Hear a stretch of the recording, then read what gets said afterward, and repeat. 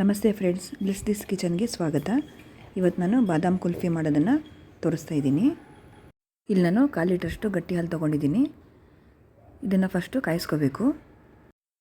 1/4 litre ಹಾಲಲ್ಲಿ ನಾವು 3 ಕುಲ್ಫಿ ಮಾಡ್ಕೋಬೋದು. ಕಾಫಿ ಲೋಟದಲ್ಲಿ 3 ಕುಲ್ಫಿ ಐಸ್ ಕ್ರೀಮ್ ಮಾಡ್ಕೋಬೋದು. ಹಾಲು ತಡ ಹತ್ತಿದಿರೋ ಹಂಗೆ ಸ್ಪೂನಲ್ಲಿ ಈ ಥರ ಕೈ ಆಡಿಸ್ತಾ ಇರಬೇಕು. ಗಾರ್ನಿಷ್ ಮಾಡೋದಕ್ಕೆ 4 ಬಾದಾಮಿ ತೊಗೊಂಡಿದ್ದೀನಿ. 1.5 ಸ್ಪೂನಷ್ಟು ಕಸ್ಟರ್ಡ್ ಪೌಡರ್ ತೊಗೊಂಡು ಅದಕ್ಕೆ 3 ಸ್ಪೂನಷ್ಟು ಹಾಲು ಸೇರಿಸಿ ಸ್ವಲ್ಪ ಗಂಟಿಲ್ದಿರೋ ಥರ ಕಲಿಸ್ಕೋಬೇಕು. ಈಗ ಇದನ್ನು ಕಲಿಸ್ಕೊಂಡ್ಮೇಲೆ ನಾನು 10 ರೂಪಾಯಿ ಪ್ಯಾಕೆಟು ಇನ್ಸ್ಟೆಂಟ್ ಬಾದಾಮ್ ಪೌಡರ್ನ ಮಿಕ್ಸ್ ಮಾಡ್ತಾಯಿದ್ದೀನಿ. ನೀವು ಯಾವುದಾದ್ರೂ ಬಾದಾಮ್ ಪೌಡರ್ ತೊಗೋಬೋದು.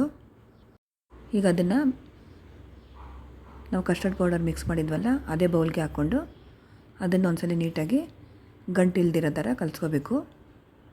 1/2 ಲೀಟರ್ ಹಾಲಲ್ಲಿ ಮಾಡೋ ಹಾಗಿದ್ರೆ ಈ ಕ್ವಾಂಟಿಟಿನ ಡಬಲ್ ಮಾಡ್ಕೊಳ್ಳಿ. ಈಗ ಕುದಿತಿರೋ ಹಾಲಿಗೆ ಈ ಮಿಕ್ಸ್ಚರ್ನ ಹಾಕ್ಕೊಂಡು ಈ ಥರ ನೀಟಾಗಿ ಕಲಿಸ್ಕೊಂಡು ಅದು ಸ್ವಲ್ಪ ಗಟ್ಟಿಯಾಗೋವರೆಗೂ ಒಂದು 5 ನಿಮಿಷ ಹಿಂಗೆ ಕೈ ಆಡಿಸ್ತಾ ಕಲಿಸ್ತಾ ಇರಬೇಕು, ಇಲ್ಲಾಂದರೆ ಗಟ್ಟಿಯಾಗಿಬಿಡುತ್ತೆ. ಸ್ವೀಟ್ ಎಷ್ಟು ಬೇಕೋ ಅಷ್ಟು ಸಕ್ಕರೆ ಹಾಕ್ಕೊಳ್ಳಿ. ನಾನಿಲ್ಲಿ 1 ದೊಡ್ಡ ಸ್ಪೂನಷ್ಟು ಸಕ್ಕರೆ ಹಾಕಿದ್ದೀನಿ.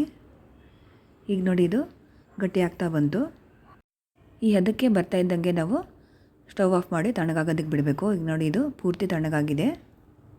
ಸಣ್ಣದಾಗಿ ಕಟ್ ಮಾಡಿ ಇಟ್ಕೊಂಡಿರೋ ಬಾದಾಮನ್ನ ಗ್ಲಾಸ್ ಒಳಗಡೆ ಈ ಥರ ಹಾಕ್ಕೊಂಡು ತಣ್ಣಗಾಗಿರೋ ಈ ಬಾದಾಮ್ ಹಾಲನ್ನ ಇದರೊಳಗಡೆ ಹಾಕ್ತಾಯಿದ್ದೀನಿ. 3/4 ಭಾಗದಷ್ಟು ಹಾಕಿದ್ದೀನಿ. ನನಗೆ ಕರೆಕ್ಟಾಗಿ 1/4 ಲೀಟ್ರಿಗೆ 3 ಲೋಟದಷ್ಟು ಆಗಿದೆ.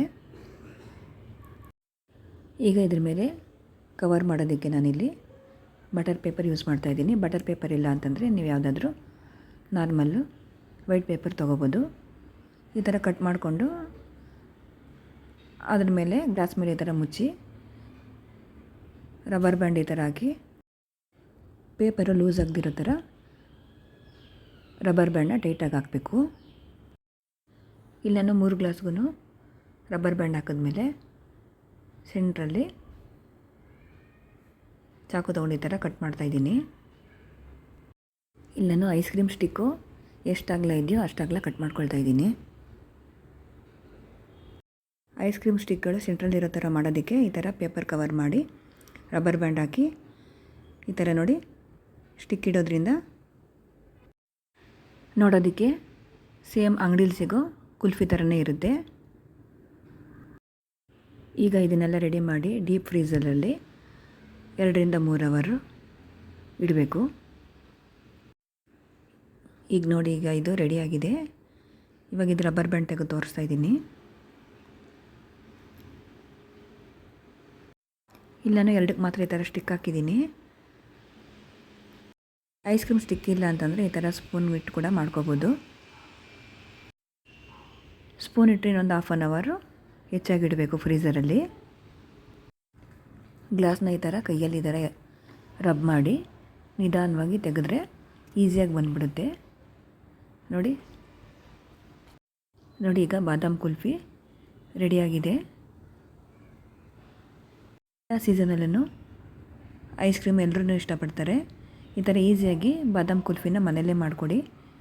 ಮಕ್ಕಳನ್ನು ತುಂಬ ಇಷ್ಟಪಟ್ಟು ತಿಂತಾರೆ. ಸೇಮ್ ಅಂಗಡೀಲಿ ಸಿಗೋ ಬಾದಾಮ್ ಕುಲ್ಫಿ ಥರನೇ ಟೇಸ್ಟ್ ಇದೆ.